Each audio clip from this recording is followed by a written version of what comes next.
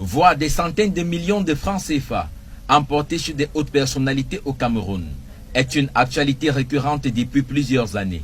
Un fait qui suscite des commentaires au sein de l'opinion. La loi camerounaise prévoit-elle un seuil de liquidité que peut avoir un individu à son domicile? Je pense que le législateur devra peut-être se pencher sur la question parce que, comme je vous disais, à ma connaissance, le code pénal camerounais ne prévoit pas un plafond qu'un individu doit pouvoir détenir chez lui.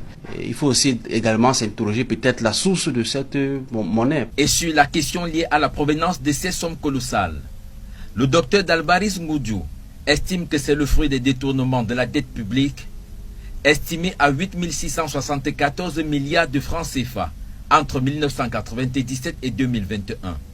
Une somme qui représente environ 70% de la dette camerounaise. Quand nous sommes dans un système où des gens peuvent détourner plus de 360 milliards par an, bien évidemment, ils vont vouloir à un certain moment conserver cet argent.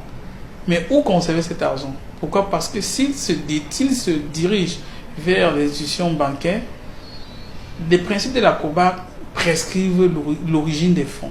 C'est-à-dire qu'il faut justifier l'origine des fonds.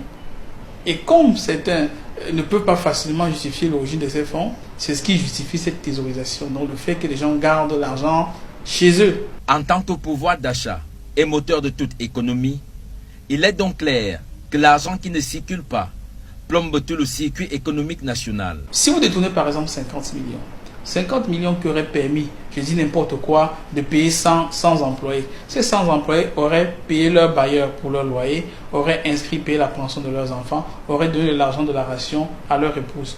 Et chacun de ces personnes, que ce soit le bailleur, que ce soit le fondateur de l'école de l'enfant, que ce soit votre épouse, aurait participé à des dépenses de consommation. Et ces dépenses de consommation font tourner l'économie et ont un effet positif sur la croissance. Un pan non négligeable de la solution à proposer à ce phénomène serait donc l'application de l'article 66 de la Constitution camerounaise qui parle de la déclaration des biens par certains hauts responsables au début et à la fin de leur fonction.